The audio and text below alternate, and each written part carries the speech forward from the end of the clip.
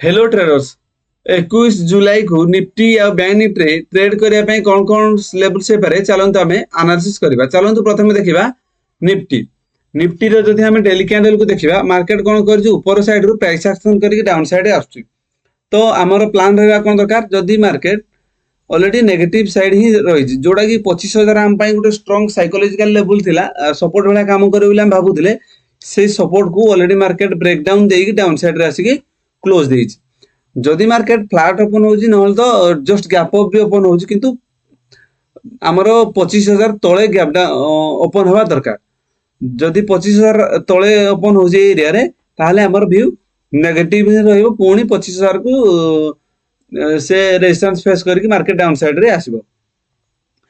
जदि मार्केट ए एरिया रे ओपन होउछि किबा जस्ट गैप डाउन एरिया रे भी ओपन होउछि जस्ट गैप डाउन ओपन हैला भी ताहले मार्केट डाउन साइड ही आसीबो।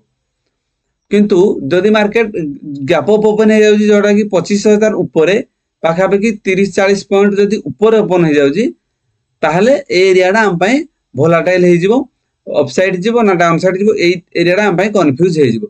परफेक्ट रहिबो जोटा कि जदि 25,000 तळे ओपन हेकी गुटे रेड कैंडल हेकी धीरे धीरे से डाउन साइड आसीबो ताहले डाउन साइड रे हमर सपोर्ट भला काम करिवो 24,850 नेक्स्ट सपोर्ट भला काम करिवो 24,750 ए दीटा हम पई सपोर्ट भला काम करिवे।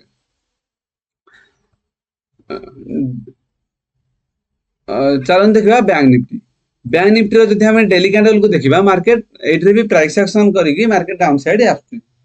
जदि मार्केट फ्लैट ओपन हबो कि जस्ट गैप अप ओपन हबो तो दीटा केस हमर व्यू नेगेटिव साइड ही रहइबो जो भला डेली कैंडल रे रहउची ओवरऑल व्यू नेगेटिव ही रहउची।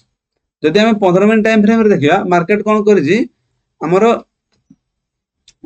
थिला कोन सपोर्ट भला हमर थिला 56,000 गुट राउंड लेवल सेटा सपोर्ट भला काम करिवो आ ऑफसाइड रे हमर 56,600 ए दीटा हम पई सपोर्ट रेजिस्टेंस भला काम करथिला किंतु एग्जैक्ट मार्केट मझी एरिया रे क्लोज देइजी।